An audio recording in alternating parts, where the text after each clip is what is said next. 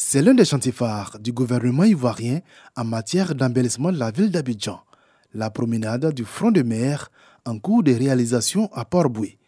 Un aménagement pour balades pédestres, pistes cyclables, espaces de restauration, de loisirs et de sport, le tout sur un parcours de 8 km.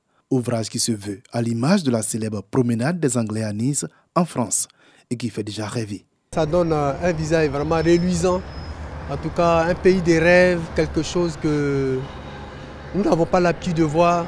Vraiment, ça rehausse l'image du pays. On est très fiers, tout le monde est en train de parler de ça. Tout le monde même rêve que ces temps-là arrivent, vont finir. Là, plusieurs personnes viendront pour s'amuser, pour se balader. Cet ouvrage qui permettra d'assainir les bordures de mer du quartier de Port-Boué pour un développement rapide du tourisme sur place se présente comme la vitrine de la politique d'embellissement de la ville d'Abidjan et de certaines villes de l'intérieur, entreprises par le ministère de l'Équipement et de l'Entretien routier. Le ministère faisait simplement des routes, mais très souvent, l'ambiance autour de la route n'était pas très agréable. Aujourd'hui, dans tous les projets importants que nous entreprenons, à Abidjan et aussi bien à l'intérieur du pays, nous intégrons toujours un volet embellissement qui prend en compte des passages piétons qui sont très souvent en pavés colorés et aussi des plantings de fleurs. Tout ça pour donner une autre allure donc, aux différentes villes.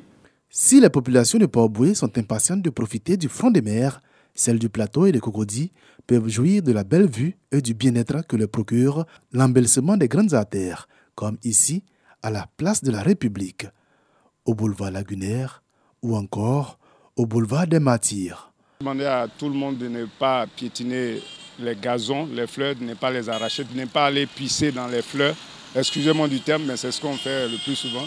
Et de respecter la verdure, parce qu'il y va aussi de la santé de tout le monde. Un paysage totalement relooké. 10 milliards de francs CFA, c'est le coût total de l'ensemble des travaux d'embellissement. Des travaux qui devraient aller au-delà des frontières du plateau et de Cocody. C'est que Cocody est plateau seulement. La ville est belle, voilà. Mais moi, je pense qu'il y a d'autres communes aussi à rendre joli comme ça.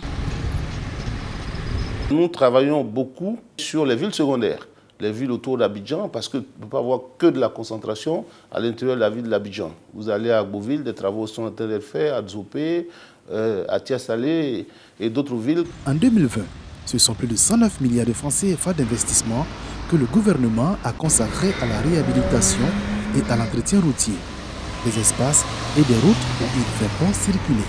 Le défi désormais est de maintenir en état ces ouvrages. Ce sont des investissements importants qui ont été consentis en faisant tous ces embellissements. La vision du président, c'est vraiment de laisser des villes accueillantes, des villes belles, des villes qui sont agréables lorsqu'on circule.